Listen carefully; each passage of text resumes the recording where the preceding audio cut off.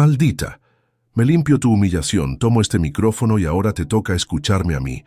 Grité con toda la dignidad que me quedaba, mientras el pastel resbalaba por mi vestido blanco. La mujer del vestido rojo, Lucía, según gritaba ella misma, se quedó paralizada. Mi esposo Javier, pálido como un fantasma, no se atrevía a mirarme a los ojos. ¿Pensaste que me quedaría llorando en un rincón? Continué temblando pero firme. Pues no me conoces, ni tú ni él. 6 meses antes, mi vida era perfecta, o eso creía yo. Valentina, ¿qué te parece si ponemos las mesas cerca de la fuente? Quedará espectacular con la iluminación, dijo Carmen, mi mejor amiga, mientras recorríamos la antigua hacienda que había elegido para mi boda. Me encanta la idea, respondí emocionada, anotándolo en mi libreta. Como planificadora de eventos, mi propia boda tenía que ser impecable. Carmen me miró con esa expresión que conozco tan bien. Val, ¿estás segura de esto? Apenas conoces a Javier. 8 meses no es mucho tiempo. Cuando sabes, sabes, contesté automáticamente. Era la frase que me repetía cada vez que la duda me asaltaba en medio de la noche. Conocí a Javier en la inauguración de un edificio residencial. Él, como promotor inmobiliario, deslumbraba a todos con su carisma y visión de negocio. Yo estaba organizando el evento. Nuestras miradas se cruzaron mientras él daba su discurso y esa misma noche me invitó a cenar. Mi hija, ¿cómo va todo? La voz de mi madre, Dolores, interrumpió mis pensamientos mientras entraba al jardín de la hacienda. Acabo de hablar con Javier. Dice que está ocupado con un nuevo proyecto, pero que confía plenamente en tus decisiones. Otra vez Javier cancelando. En los últimos 2 meses, había faltado a casi todas las reuniones con los proveedores. Siempre estaba ocupado, siempre con llamadas urgentes, siempre con excusas perfectamente razonables. No te preocupes, mamá. Entiendo que su trabajo es importante. Claro que sí, un hombre exitoso como él tiene muchas responsabilidades. Deberías estar orgullosa, insistió mi madre con una sonrisa tensa. ¿Has visto la casa que te está comprando? Un verdadero palacio. Carmen rodó los ojos discretamente. Ella nunca había entendido por qué mi madre adoraba tanto a Javier. Esa noche, mientras cenábamos en mi apartamento, Javier llegó tarde, como siempre. Lo siento, amor. Tuve que atender a unos inversionistas. Se disculpó, besándome rápidamente antes de servirse una copa de vino. ¿Todo bien con el proyecto nuevo?, pregunté, tratando de sonar casual. Excelente. Será mi desarrollo más grande hasta ahora. Sonrió, pero evitó mirarme directamente. Su teléfono sonó y lo miró ansiosamente. Tengo que contestar, es importante. Se alejó para hablar en susurros en la terraza. Algo en mi interior se agitó. No era la primera vez que esto pasaba. ¿Quién era?, pregunté cuando regresó. Un cliente, respondió secamente. Oye, ¿hablaste con tu tío Roberto sobre lo que te comenté? Su inversión podría ser crucial para el nuevo proyecto. Javier, es mi tío, no un contacto de negocios. Todos ganamos, mi amor.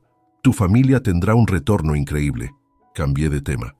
Faltaban solo 3 semanas para la boda y yo prefería concentrarme en eso.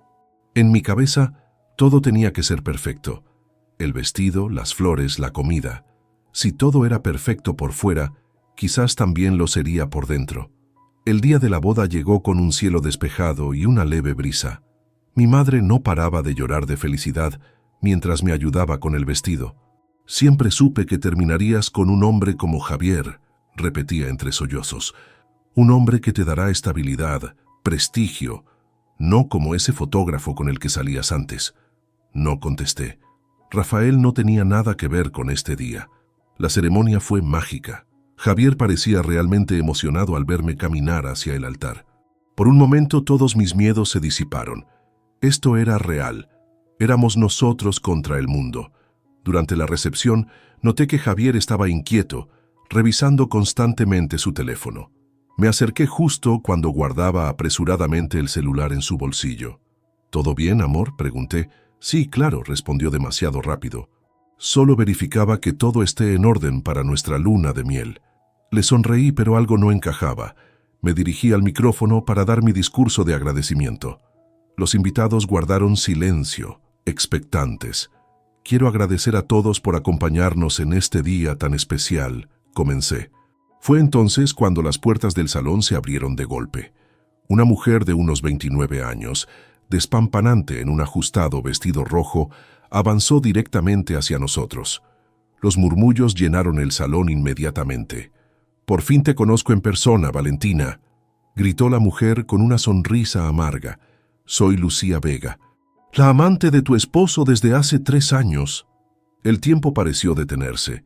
Busqué los ojos de Javier, suplicando en silencio que desmintiera aquello. Pero su expresión de pánico lo confirmaba todo. 3 años, susurré, haciendo cálculos mentales. Pero nosotros solo llevamos... Exacto, querida, respondió Lucía acercándose más. Él ya estaba conmigo cuando te conoció. Todo este tiempo me prometió que te dejaría, que solo estaba contigo por tus contactos, por lo que tu familia podía aportar a sus negocios. Vi a mi madre cubriéndose la boca con horror, a Carmen avanzando rápidamente hacia mí, a los invitados congelados en sus asientos. «Eres solo una mantenida más», escupió Lucía tomando un trozo de pastel de boda de la mesa más cercana. Una fachada conveniente. Antes de que pudiera reaccionar, el pastel voló directamente hacia mí, impactando en mi pecho y deslizándose por el vestido blanco que tanto había soñado usar. El salón quedó en completo silencio. Todos los ojos iban de mí al vestido rojo de Lucía, al rostro pálido de Javier, y de vuelta a mi vestido de novia ahora manchado de pastel. Mi madre se quedó paralizada, como una estatua de sal, mientras Carmen avanzaba hacia mí, empujando a quien se cruzaba en su camino. Sentí algo extraño surgir dentro de mí. No era vergüenza ni dolor, aunque esos vendrían después. Era una claridad absoluta, como si de pronto pudiera ver todo desde arriba. «Maldita, me limpio tu humillación, tomo este micrófono y ahora te toca escucharme a mí», grité, quitándome con dignidad los restos de pastel del vestido. Lucía retrocedió, sorprendida por mi reacción. Esperaba verme derrumbada, no de pie y con fuego en los ojos. «Javier», dije girándome hacia él, «¿es cierto?». Él balbuceó buscando palabras. «Valentina, no es lo que parece. Puedo explicarlo. Un simple sí o no». Insistí con una calma que ni yo misma entendía. «Las cosas son complicadas», respondió esquivando mi mirada. Eso era todo lo que necesitaba saber. «Queridos invitados», dije al micrófono con voz clara, «parece que tenemos un giro inesperado en nuestra celebración. Les pido disculpas y les agradezco su presencia. La fiesta ha terminado». Entregué el micrófono a uno de los meseros y caminé hacia la salida con la cabeza en alto. Carmen me alcanzó y me cubrió con su chal. «Vámonos de aquí», susurró. En el auto de Carmen finalmente me derrumbé. Las lágrimas llegaron en oleadas violentas mientras ella conducía en silencio hacia su apartamento. 3 años, repetía entre sollozos. Estaba con ella desde antes de conocerme. «Es un maldito», respondió Carmen apretando el volante. «Pero escúchame bien, Val. Lo que hiciste allá adentro fue impresionante. Cualquier otra se hubiera desmayado. ¿De qué sirve ser fuerte si acabas igual de humillada? Créeme, eso no fue el final. Fue solo el principio». Los días siguientes fueron una nebulosa. Me refugié en el apartamento de Carmen, incapaz de enfrentar al mundo exterior. Mi teléfono no paraba de sonar. Mi madre, amigos preocupados, periodistas de chismes locales. Solo respondí a mi madre, brevemente, para decirle que estaba viva. «Tienes que volver con Javier», fue su sorprendente respuesta. «Estas cosas pasan en los matrimonios. Los hombres cometen errores». «¿Errores? ¿Llamas error a tener una amante durante 3 años? Valentina, piensa en tu reputación, en tu futuro. ¿Qué dirá la gente?». Colgué. No podía creer que mi propia madre estuviera más preocupada por las apariencias que por mi dolor. Una semana después, me armé de valor para ir a nuestro apartamento a recoger mis cosas. Javier no estaba, probablemente escondido en algún rincón de la ciudad. Mientras empacaba mi ropa, decidí revisar los papeles de nuestra cuenta conjunta. Necesitaba saber cuánto dinero tenía para empezar de nuevo. Lo que encontré me dejó helada. Las cuentas estaban vacías. Todos nuestros ahorros, incluyendo mi parte, habían desaparecido. En su lugar, encontré confirmaciones de 2 boletos de avión a Bali, nuestro destino de luna de miel, pero con los nombres de Javier y Lucía. «Hijo de...», murmuré, sintiendo que me ahogaba. Algo me impulsó a seguir buscando. En su escritorio encontré carpetas con información financiera de sus proyectos inmobiliarios, números que no cuadraban, promesas a inversores que no coincidían con la realidad, y lo peor, nombres de mi familia, incluido mi tío Roberto, en listas de inversores prioritarios. Mi teléfono sonó. Era Carmen. «¿Cómo vas? ¿Necesitas ayuda?» «Carmen», mi voz temblaba.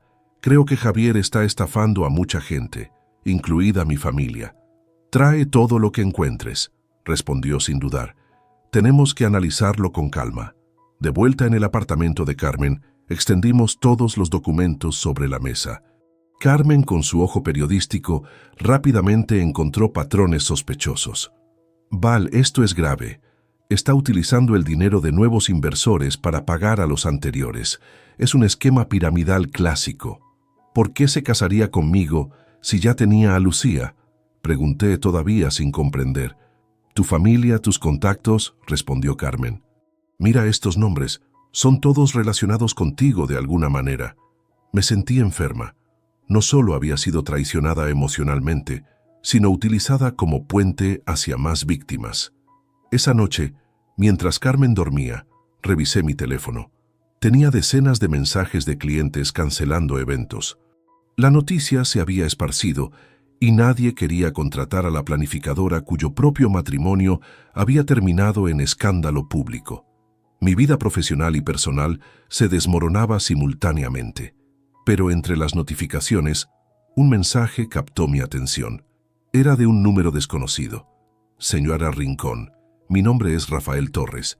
Soy investigador financiero y necesito hablar con usted urgentemente sobre las actividades de su esposo. Por favor, contácteme». Lo ignoré, pensando que sería otro periodista buscando detalles jugosos.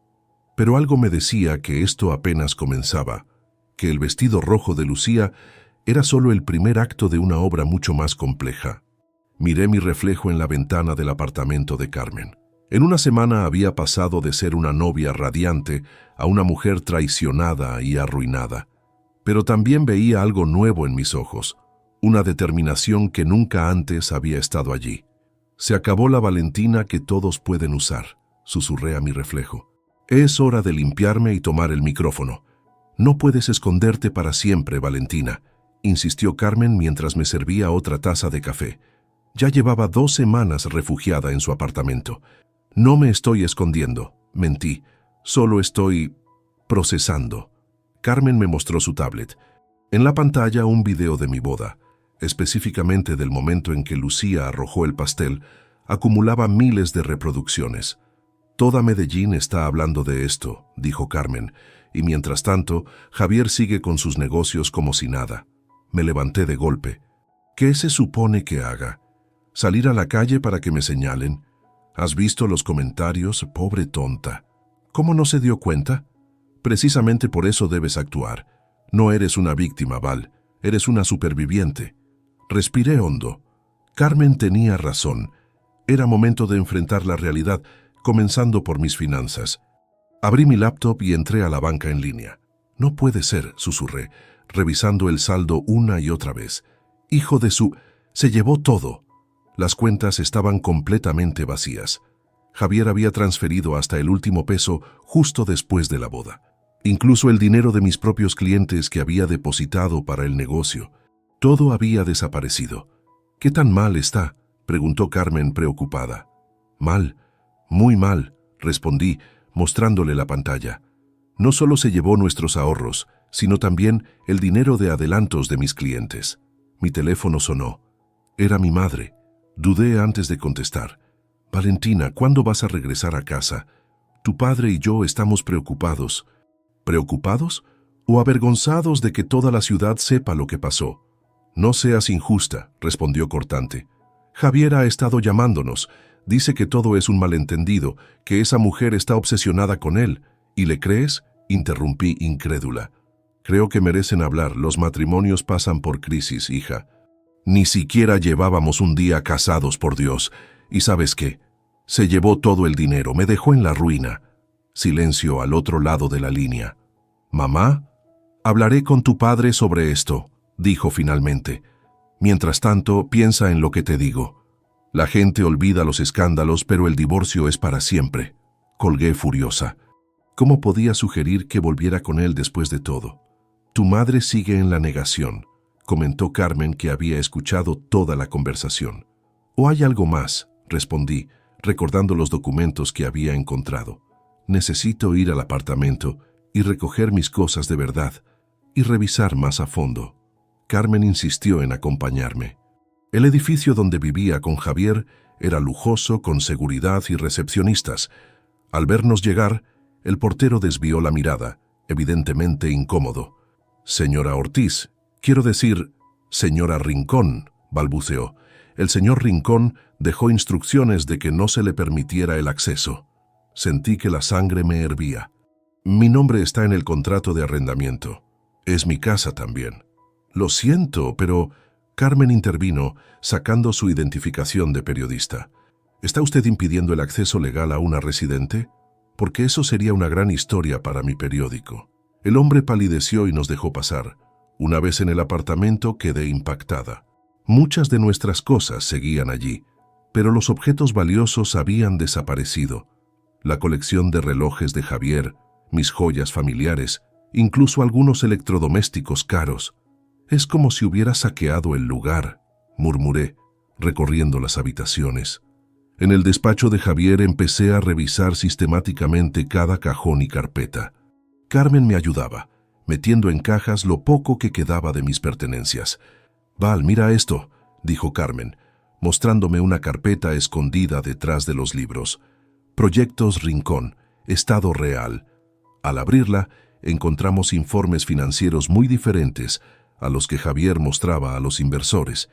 Las propiedades que promocionaba como 90% completadas apenas tenían los cimientos. Los apartamentos de lujo eran simples estructuras básicas sin acabados. Y lo peor, una lista de inversores con notas como «postergar entrega indefinidamente» o «desviar fondos a Proyecto B». «Esto es una estafa masiva», susurró Carmen, fotografiando cada documento con su teléfono. «Javier está usando el dinero de nuevos inversores para fingir progreso ante los anteriores». Entre los papeles encontré algo que me heló la sangre. Un informe sobre mi familia. Detalles financieros de mi padre, mi tío Roberto, incluso primos lejanos. Todos marcados como inversores potenciales. Contacto a través de B. «Me utilizó desde el principio», dije con la voz quebrada. «Todo fue para llegar a mi familia, a sus ahorros». Mientras guardábamos toda la evidencia, encontré una caja con fotos. Javier y Lucía en París, en las playas de Cartagena, en restaurantes elegantes, fechadas durante nuestro noviazgo. En algunas Lucía lucía un anillo que parecía de compromiso. Le prometió matrimonio a ella también, concluí, sintiendo una extraña conexión con la mujer que me había humillado. Ambas habíamos sido engañadas. De regreso en el apartamento de Carmen, me enfrenté a la dura realidad. No tenía dinero, mi reputación profesional estaba dañada y había descubierto que mi matrimonio entero fue una farsa para estafar a mi familia. «¿Qué hago ahora?», pregunté, más a mí misma que a Carmen. «Primero, dejar de esconderte», respondió ella firmemente.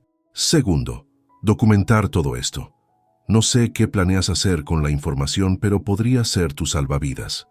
Y tercero, reinventarte. Si tus clientes de bodas te cancelan, busca otros mercados. Eres brillante organizando eventos, Val. No dejes que Javier te quite también eso». Esa noche, revisando mi teléfono, volví a encontrar el mensaje de Rafael Torres, el investigador financiero. Esta vez decidí responder. «Señor Torres, soy Valentina Ortiz. Creo que tenemos mucho de qué hablar». 3 meses después, parada frente al gran salón del Hotel Continental, respiré hondo antes de entrar. Era mi primer gran evento corporativo desde el escándalo. Había reorientado mi negocio hacia conferencias empresariales y lanzamientos de productos, lejos del mundo de las bodas que ahora me provocaba escalofríos. «Todo está perfecto, Valentina», me aseguró mi asistente temporal, revisando la lista de pendientes. «Los expositores llegaron. El catering está listo. El sistema audiovisual funciona. Asentí agradecida. Encontrar ayuda había sido difícil.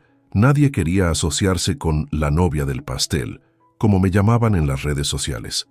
Esta era mi oportunidad de demostrar que seguía siendo una profesional impecable, pasara lo que pasara en mi vida personal. Mi teléfono vibró. Era un mensaje de mi madre. Javier vino a vernos anoche.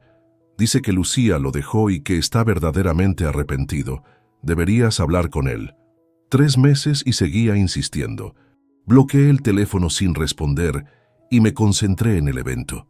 La conferencia transcurrió sin problemas. Los empresarios quedaron impresionados con la organización y varios me pidieron tarjetas para futuros eventos. Mientras recogía mis cosas, satisfecha por el éxito, una voz masculina me sobresaltó. «Señora Ortiz, soy Rafael Torres». Me giré para encontrarme con un hombre de unos 38 años, alto, de aspecto serio pero amable. Lo había contactado meses atrás, pero nunca concretamos una reunión. «Prefiero que me llamen Valentina», respondí estrechando su mano. «Ya no uso el apellido Rincón». «Entiendo perfectamente», sonrió levemente. «He estado siguiendo las actividades de su ex esposo desde hace más de un año. ¿Podríamos hablar en privado?» Nos trasladamos a un pequeño café cercano. Rafael resultó ser investigador de una agencia especializada en fraudes financieros. «Javier Rincón ha estafado a decenas de familias», explicó, mostrándome fotos de edificios a medio construir. «Promete desarrollos inmobiliarios de lujo, recauda millones, construye lo mínimo indispensable y luego alega problemas administrativos o de permisos para justificar los retrasos. Mientras usa el dinero para vivir como rey», completé. «Exactamente, pero es astuto. Siempre paga lo suficiente a algunos inversores clave para mantener las apariencias. Sin embargo, las quejas se están acumulando». Le mostré las carpetas que había encontrado en el apartamento. Rafael las examinó con interés creciente. «Esto es oro, Valentina. Es la evidencia interna que necesitábamos. ¿Estarías dispuesta a testificar?» «¿Testificar?», la idea me asustó. «¿Contra Javier? Hay muchas familias que lo han perdido todo. Tu testimonio y estos documentos podrían ser cruciales». Mientras consideraba su propuesta, mi teléfono sonó nuevamente. Era Carmen preguntando dónde estaba. Le expliqué brevemente la situación. «Voy para allá», respondió sin dudar. Cuando Carmen llegó, la presenté a Rafael. Ella, con su olfato periodístico, comenzó a bombardearlo con preguntas sobre el caso. «No puedo revelar detalles de la investigación», explicó él, «pero puedo decirte que Javier Rincón no es el único involucrado. Hay toda una red». «¿Una red?», pregunté confundida. «Personas de alto perfil que facilitan sus estafas, funcionarios que aprueban permisos cuestionables, abogados que redactan contratos con letra pequeña engañosa, incluso algunos banqueros». Carmen anotaba frenéticamente en su libreta. «Esto podría ser la historia del año». «No tan rápido», advirtió Rafael. «Primero necesitamos construir un caso sólido. Si alertamos a Javier y sus cómplices demasiado pronto, podrían destruir evidencia». Me quedé en silencio, procesando todo. Esto iba mucho más allá de mi humillación personal o mi corazón roto. Había personas inocentes perdiendo sus ahorros. «¿Qué necesitan de mí?», pregunté finalmente. Rafael sonrió. «Por ahora estos documentos y tu declaración formal. Y tal vez, con el tiempo, tu testimonio en un juicio». Después de acordar reunirnos al día siguiente en sus oficinas, Rafael se despidió. Carmen y yo nos quedamos en el café. «¿Estás segura de esto, Val? Meterse con Javier y sus amigos poderosos podría ser peligroso. Más peligroso que dejar que siga estafando a gente inocente, que siga usando mis contactos para llegar a más víctimas». Carmen asintió, comprensiva. «Tienes razón. Además, esto podría ayudarte a recuperar tu reputación».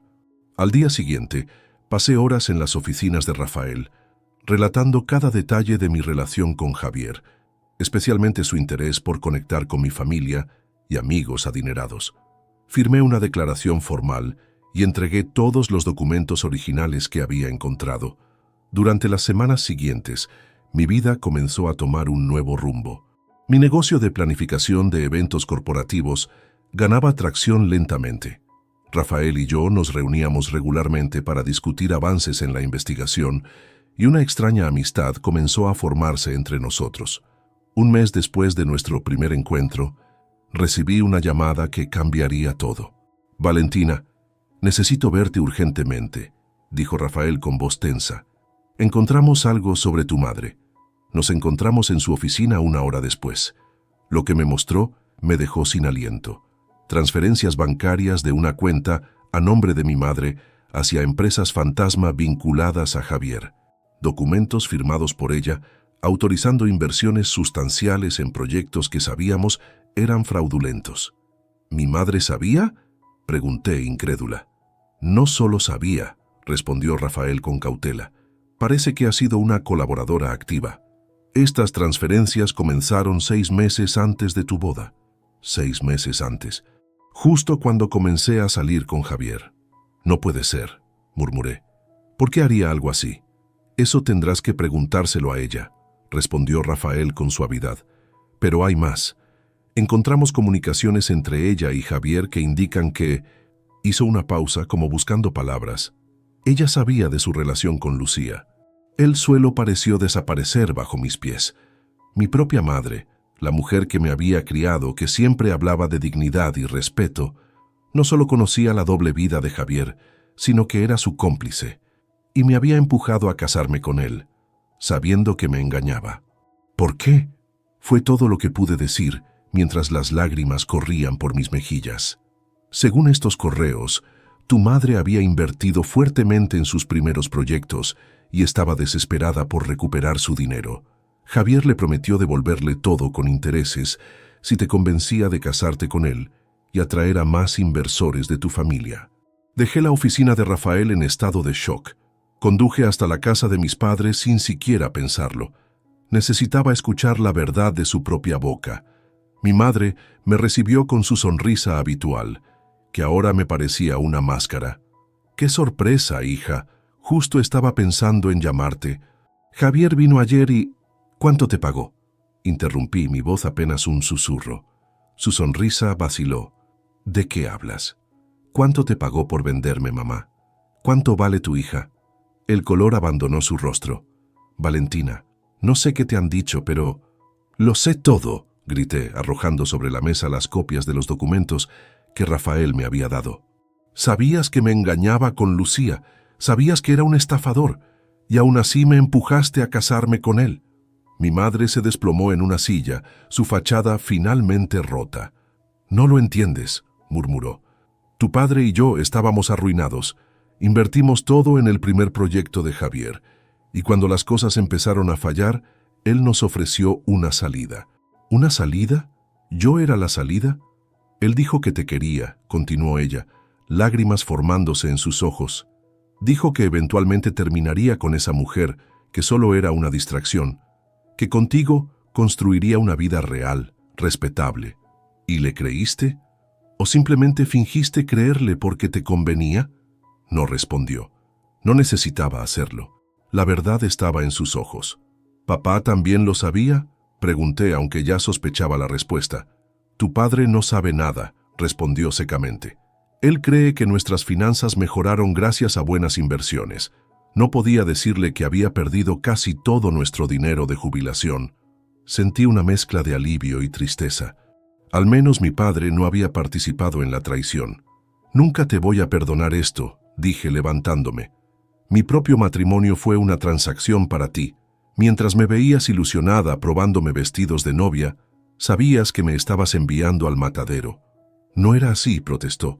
«Pensé que con el tiempo sería un buen matrimonio, que él cambiaría por ti».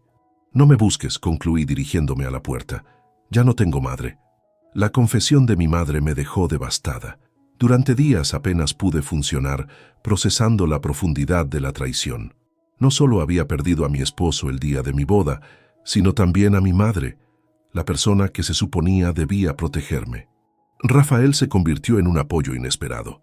Me llamaba diariamente para comprobar cómo estaba y me mantenía informada sobre los avances de la investigación. «Estamos construyendo un caso sólido», me explicó durante una de nuestras reuniones. «Cada día encontramos más víctimas dispuestas a testificar, Carmen también estuvo a mi lado incondicionalmente, permitiéndome quedarme en su apartamento mientras encontraba un nuevo lugar. Mi negocio de eventos corporativos comenzaba a despegar lentamente, aunque muchos todavía me reconocían como la novia del pastel. Una tarde, mientras trabajaba en mi laptop en un café, mi teléfono sonó. Número desconocido. ¿Valentina Ortiz? La voz femenina me resultó familiar, aunque no pude ubicarla inmediatamente. Sí, ¿quién habla? Soy Lucía Vega. Mi corazón se detuvo por un segundo. La mujer del vestido rojo, la que había destrozado mi boda y mi vida. ¿Qué quieres?, pregunté secamente. Necesito hablar contigo. En persona, respondió con voz cansada, muy diferente a la seguridad que había mostrado el día de mi boda. Es importante. Parte de mí quería colgar, pero la curiosidad pudo más. Dame una buena razón. Javier me dejó en la ruina, igual que a ti, respondió simplemente. Y creo que tengo información que te interesará. Acordamos encontrarnos en un pequeño restaurante en las afueras de la ciudad, donde era menos probable que nos reconocieran. Avisé a Carmen y a Rafael, por si acaso. Lucía llegó puntual. Vestía de manera sencilla, jeans y una blusa blanca. Nada que recordara a la mujer espectacular del vestido rojo. Parecía haber envejecido años en pocos meses. Gracias por venir, dijo sentándose frente a mí. No estoy aquí por ti, aclaré, sino por la información que mencionaste. Asintió comprendiendo mi hostilidad. Primero quiero disculparme por lo que hice en tu boda. No tengo excusa, pero estaba desesperada. Javier me prometió durante 3 años que dejaría a su novia anterior, luego que te dejaría a ti. Siempre había alguien más, siempre tenía una excusa. Y decidiste humillarme públicamente por eso. Estaba cegada, admitió, jugando nerviosamente con su taza de café. El día anterior me había jurado que después de la boda encontraría la manera de divorciarse rápidamente, que solo se casaba contigo por tus contactos, por dinero. Cada palabra era como sal en la herida. ¿Y ahora qué? ¿Te dejó también? Una sonrisa amarga apareció en su rostro. Peor, me estafó, igual que a todos.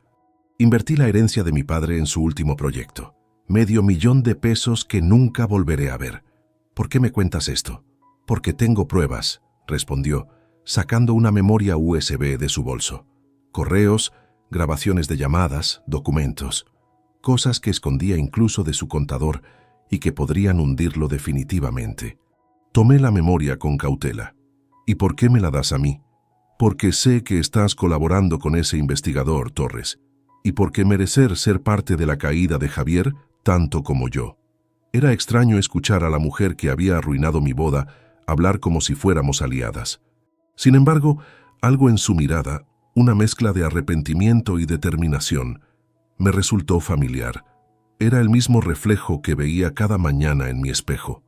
¿Qué quieres a cambio?, pregunté, aún desconfiada. Justicia, respondió simplemente. Y tal vez eventualmente tu perdón, aunque sé que no lo merezco. Nos quedamos en silencio por un momento, 2 mujeres unidas por el mismo hombre, el mismo engaño, aunque en lados opuestos de la historia.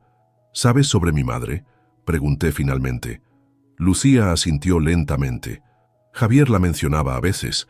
Decía que era su aliada interna. Nunca entendí completamente a qué se refería hasta que descubriste que sabía sobre ti y aún así me empujó a casarme con él. Lo siento, Valentina, dijo con sinceridad. Todos fuimos peones en su juego. Al día siguiente, entregué la memoria USB a Rafael. Después de examinar su contenido, me llamó emocionado. Esto es la pieza que faltaba, explicó. Tenemos evidencia de transferencias a cuentas en el extranjero, sobornos a funcionarios, todo. ¿Cómo la conseguiste? De una fuente inesperada, respondí vagamente. No estaba lista para explicar mi encuentro con Lucía. Carmen estaba igualmente entusiasmada cuando le conté sobre la nueva evidencia. Como periodista, veía el potencial de la historia. Es momento de hacerlo público, sugirió. Un artículo detallando el esquema completo, con nombres y pruebas. ¿No alertaría a Javier?, pregunté recordando la advertencia de Rafael. A estas alturas, ya debe sospechar que estamos tras él. Si publicamos ahora, otras víctimas podrían venir con más pruebas. Después de discutirlo con Rafael, accedió que era el momento adecuado para que la historia saliera a la luz. Carmen trabajó día y noche en el artículo, verificando cada detalle meticulosamente para evitar cualquier posibilidad de demanda por difamación. El día que se publicó el reportaje, me quedé en casa incapaz de enfrentar las inevitables reacciones. El teléfono no dejó de sonar. Antiguos amigos sorprendidos, clientes expresando apoyo, incluso algunos medios nacionales buscando entrevistas. Entre tantas llamadas, una me sorprendió especialmente. Mi tío Roberto. «Valentina», su voz sonaba temblorosa. «Acabo de leer el artículo. ¿Es cierto todo esto?» «Cada palabra, tío». Un largo silencio. Puse casi todos mis ahorros en sus proyectos. Tu madre me aseguró que era una inversión segura, que tú y Javier me garantizaban retornos excepcionales. Mi corazón se encogió. Lo siento mucho, tío, no tenía idea. No es tu culpa, pequeña. Pero necesito saber, ¿hay alguna posibilidad de recuperar algo? Estamos trabajando en eso, respondí, sin querer darle falsas esperanzas. Rafael Torres, el investigador mencionado en el artículo, está reuniendo a todos los afectados para presentar una demanda colectiva. Después de colgar, me sentía abrumada por la magnitud de lo que Javier había hecho. No era solo mi corazón roto o mi orgullo herido, eran familias enteras viendo sus sueños y esfuerzos de años convertidos en humo. Esa tarde recibí un mensaje de Lucía. Leí el artículo. Gracias por hacer esto público. Podemos hablar. Acordamos encontrarnos nuevamente. Esta vez Rafael y Carmen vinieron conmigo, ambos curiosos por conocer a la mujer que había protagonizado el escándalo de mi boda. En lugar de tensión, la reunión estuvo marcada por un extraño sentido de propósito compartido. Lucía proporcionó más detalles sobre las operaciones de Javier, nombres de otros cómplices, datos que solo alguien cercano a él podría conocer. ¿Estarías dispuesta a testificar formalmente?, preguntó Rafael. Absolutamente, respondió Lucía sin dudar. Ya no tengo nada que perder. Carmen tomaba notas frenéticamente, ya visualizando la continuación de su reportaje. Yo observaba la escena con una mezcla de emociones contradictorias. ¿Por qué decidiste ayudarnos ahora?, pregunté finalmente a Lucía. Ella me miró directamente, sin la arrogancia de antes, pero con determinación, porque durante 3 años le creí todas sus mentiras. Le di mi corazón, mi confianza, incluso el dinero que mi padre me dejó al morir. Y cuando finalmente me di cuenta de que nunca cumpliría sus promesas, elegí el peor camino posible, lastimar a otra víctima en lugar de enfrentarlo a él. Sus palabras resonaron profundamente en mí. En cierto modo, Lucía y yo éramos reflejos distorsionados la una de la otra, 2 mujeres inteligentes y capaces que habían sido engañadas por el mismo hombre. No puedo decir que te perdono completamente, respondí con honestidad, pero podemos trabajar juntas para asegurarnos de que Javier pague por lo que hizo. Así nació una alianza improbable. En las semanas siguientes, junto con Rafael, Carmen, Lucía y un número creciente de víctimas, construimos un caso formidable contra Javier Rincón y sus cómplices. Cada día aparecían nuevas pruebas, nuevos testigos, nuevas conexiones que revelaban la amplitud de su red de fraude. Mi madre intentó contactarme varias veces, pero mantuve mi distancia. No estaba lista para perdonarla, quizás nunca lo estaría completamente. Sin embargo, cuando Rafael me informó que ella había accedido a testificar contra Javier, poniendo en riesgo su propia libertad, sentí una grieta en el muro que había construido. No lo hace solo por inmunidad, me explicó Rafael. Creo que realmente quiere hacer lo correcto por ti. Demasiado tarde, respondí, aunque sin la amargura de antes. Nunca es demasiado tarde para la verdad, dijo simplemente. Mientras preparábamos nuestro caso para los tribunales, mi vida personal y profesional comenzaba a reconstruirse sobre nuevas bases. Ya no era la planificadora de bodas perfectas ni la novia humillada. Me estaba convirtiendo en una mujer que enfrentaba la adversidad de frente, que no temía tomar el micrófono y revelar verdades incómodas. Y en medio de todo este caos, algo inesperado comenzaba a florecer. Una conexión cada vez más profunda con Rafael. No era amor, no todavía, sino un respeto mutuo y una comprensión que sentaban las bases para algo que tal vez, algún día, Podría ser más. Un año después del desastre de mi boda, mi vida había tomado un rumbo completamente diferente. Mi empresa de organización de eventos se había transformado en una consultora especializada en manejo de crisis corporativas. Irónicamente, mi propia experiencia con la humillación pública se había convertido en mi mayor activo profesional. Valentina Ortiz Consultores tenía ya una pequeña oficina en el centro de Medellín y 3 empleados. Mi lema no oficial: si sobreviví a mi propia boda, puedo ayudarte a sobrevivir cualquier crisis. Mi relación con mi madre había evolucionado lentamente de la ruptura total a una frágil reconciliación. Después de que ella testificara contra Javier, perdiendo su estatus social y enfrentando el desprecio de muchos de sus amigos, algo en mí comenzó a ablandarse. No la había perdonado completamente, pero estábamos trabajando en reconstruir algo nuevo entre nosotras. ¿Nerviosa por mañana?, preguntó Carmen mientras cenábamos en mi nuevo apartamento, mucho más modesto que el que compartía con Javier, pero completamente mío. Aterrada, admití. Nunca pensé que tendría que ver a Javier de nuevo, y menos en un tribunal. El caso contra Javier Rincón finalmente había llegado a los tribunales. Después de meses de investigación, las autoridades habían descubierto un esquema de fraude que afectaba a más de 100 familias, con pérdidas totales estimadas en millones de pesos. Mañana sería la audiencia donde las víctimas podríamos dirigirnos al tribunal. Lo harás bien, me aseguró Carmen. Has practicado tu declaración 1000 veces. Mi teléfono sonó. Era Rafael. Solo llamaba para desearte suerte mañana, dijo con esa voz tranquila que había llegado a apreciar tanto. Estaré en primera fila. Gracias, respondí, sintiendo ese cosquilleo familiar que su voz me provocaba últimamente. Nuestra relación había evolucionado lentamente, de profesional a personal. Habíamos tenido algunas cenas, largas conversaciones, pero ambos éramos cautelosos. Yo todavía estaba procesando la traición de Javier, y él respetaba mi espacio. Sin embargo, había algo ahí, creciendo lentamente entre nosotros. Valentina, dijo, su voz súbitamente seria, hay algo que debes saber antes de mañana. ¿Qué pasa? Javier ha intentado negociar, ofrece confesar todo y proporcionar información sobre sus cómplices a cambio de una reducción de sentencia. Y mencionó específicamente que quiere hablar contigo antes. Dice tener información que te interesaría. Sentí un escalofrío. ¿Qué tipo de información? No lo sabemos con certeza. Sus abogados son vagos al respecto. Solo quería advertirte que podría intentar manipularte mañana. Después de colgar, me quedé pensativa. ¿Qué podría querer Javier de mí ahora? ¿Qué información creía tan valiosa como para usarla como moneda de cambio? La mañana siguiente, el tribunal estaba lleno. Periodistas, víctimas, curiosos. Todos querían presenciar la caída del famoso promotor inmobiliario Javier Rincón. Carmen estaba allí para cubrir el evento para su periódico. Rafael se sentó a mi lado, su presencia silenciosa dándome fuerza. Lucía llegó poco después, sentándose discretamente al fondo.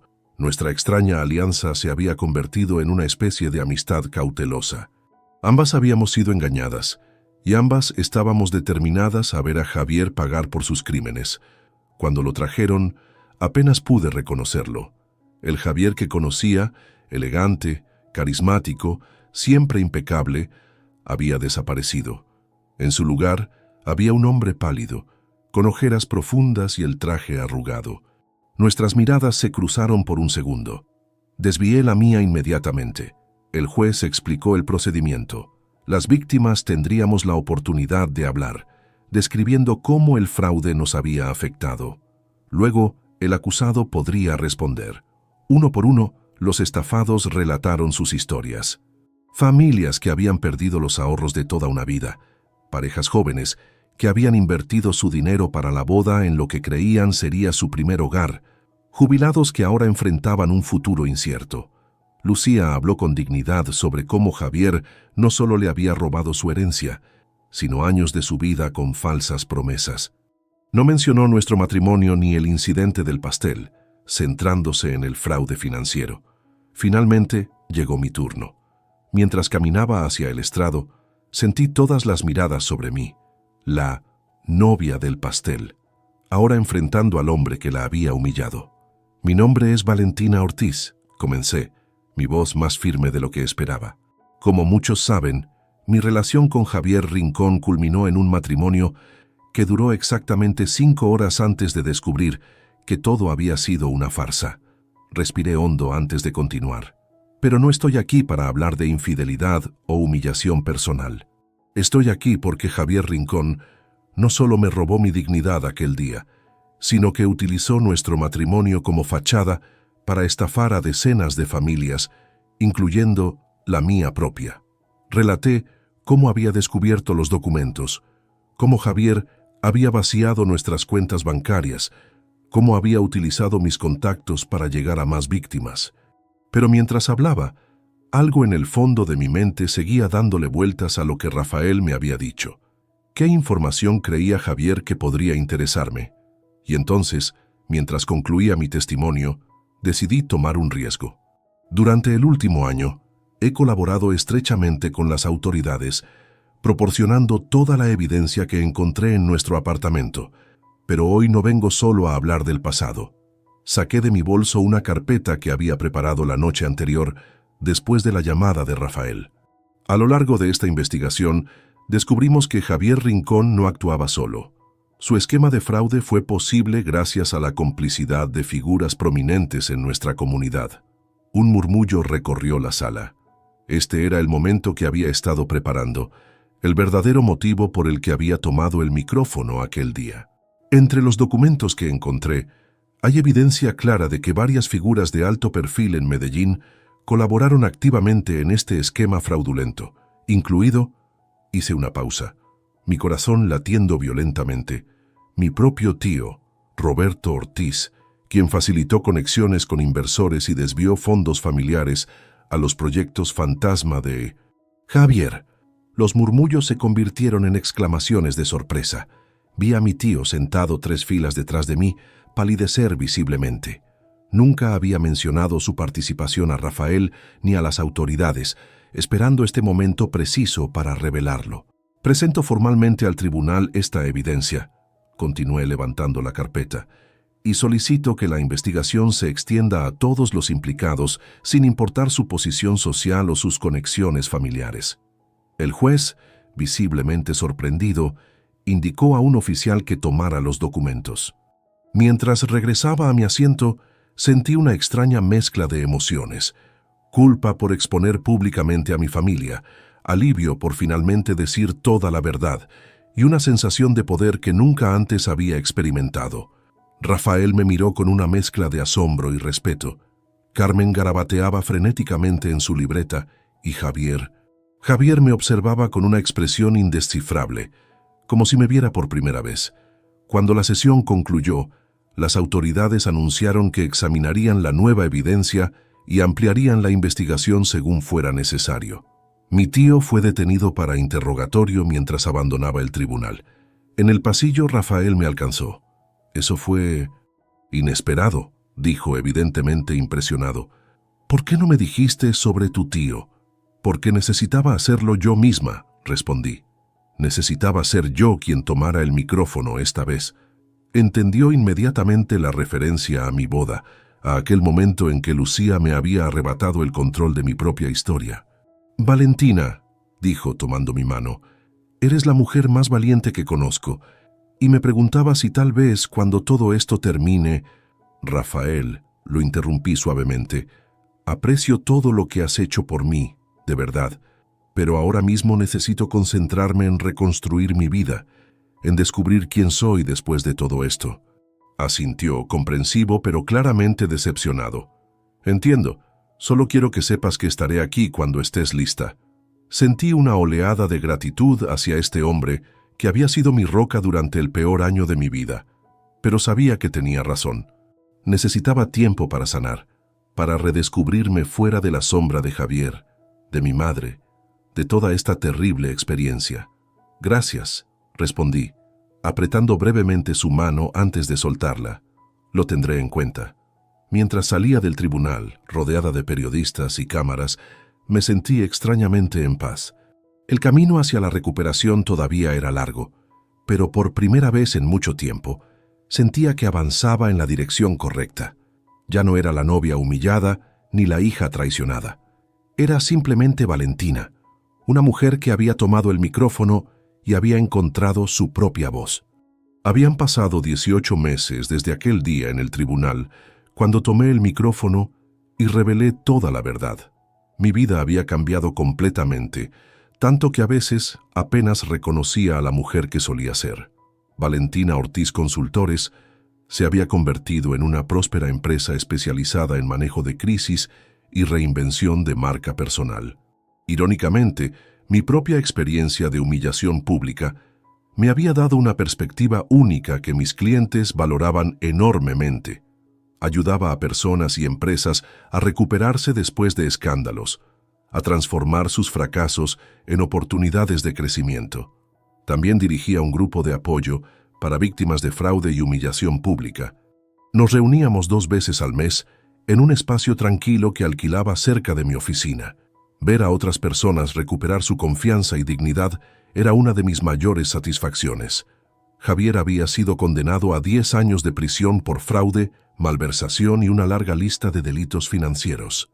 Su red de cómplices, incluido mi tío Roberto, enfrentaron diversas sentencias. Las autoridades habían logrado recuperar parte del dinero, que fue distribuido entre las víctimas, aunque muchos jamás verían la totalidad de sus inversiones. Mi relación con mi madre seguía siendo complicada.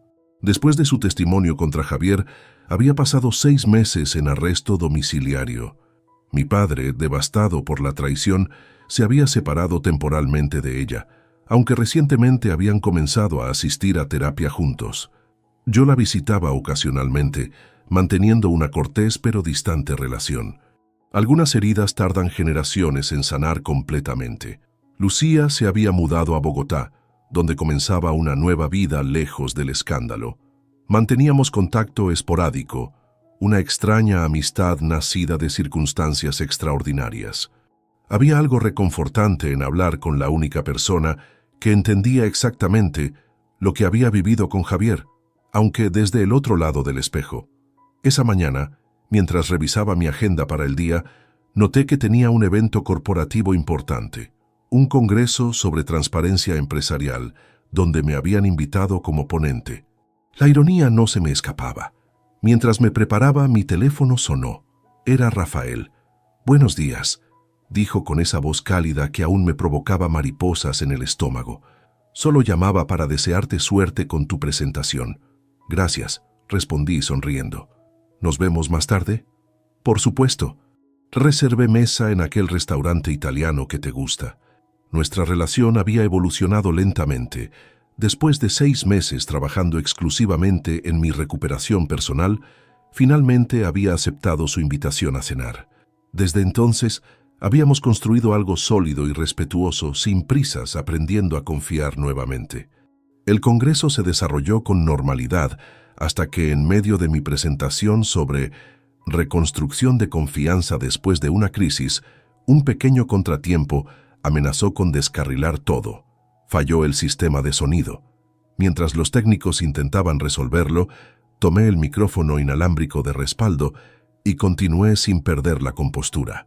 Algo en ese gesto, tomar el micrófono, adaptarme, seguir adelante, me hizo detenerme por un segundo, consciente del simbolismo. A veces, dije a la audiencia improvisando, la verdadera fortaleza no está en evitar caer, sino en cómo nos levantamos, nos limpiamos y tomamos nuevamente el control de nuestra historia. Veía sentimientos de comprensión entre los asistentes. Nadie allí conocía todos los detalles de mi historia personal, pero algo en mis palabras resonó con ellos. Después del evento, mientras recogía mis cosas, me detuve frente a un espejo en el pasillo. La mujer que me devolvía la mirada ya no era la novia ingenua de hace 2 años, ni la víctima humillada del escándalo del pastel. Era alguien más fuerte, más sabia, con cicatrices pero no definida por ellas. Afuera me esperaba Rafael, puntual como siempre. Al verme, sonrió de esa manera que iluminaba sus ojos. «¿Cómo estuvo?», preguntó inclinándose para besarme suavemente. «Hubo un pequeño problema técnico», respondí mientras caminábamos hacia su auto, pero tomé el micrófono y seguí adelante. Me miró, comprendiendo el significado más profundo de mis palabras. «Siempre lo haces», dijo simplemente, tomando mi mano. Y era verdad. A través de traiciones, humillaciones y pérdidas, había aprendido a limpiarme, tomar el micrófono y revelar verdades que necesitaban ser dichas. No solo por justicia, sino por mi propia sanación. El secreto que los hundió a todos no fue solo el fraude financiero o las mentiras de Javier. El verdadero secreto que cambió todo fue el que descubrí dentro de mí. La capacidad de transformar el dolor en fortaleza, la humillación en propósito. Mientras nos alejábamos hacia el restaurante, sentí esa tranquila certeza que solo viene después de haber sobrevivido a lo peor y haber encontrado en el proceso lo mejor de una misma. Based on the developed story, create a concise description using keywords that are closely related to the story. Also try to use more general keywords like romantic story, touching, exciting, and other words that evoke strong feelings. Also keywords that shows their roles like millionaire, CEO, maid, nanny, humble. Important note, the description should be written in the same language as the story. Again, I want a concise description, not the keywords or hashtags. Also, do not reveal any names. Una apasionante historia de traición y redención que sigue a una talentosa planificadora de eventos, cuya perfecta boda se convierte en pesadilla cuando la amante de su millonario esposo irrumpe en la celebración, humillándola públicamente. Tras descubrir un elaborado esquema de fraude financiero que involucra a su propia familia, esta mujer valiente transforma su dolor en fortaleza, encontrando aliados inesperados y reconstruyendo su vida profesional, mientras enfrenta verdades dolorosas. Con giros dramáticos, romance contenido y un mensaje poderoso sobre la dignidad personal, esta conmovedora narrativa mexicana explora cómo una mujer traicionada toma el control de su historia, revelando secretos que sacuden los cimientos de una sociedad corrupta.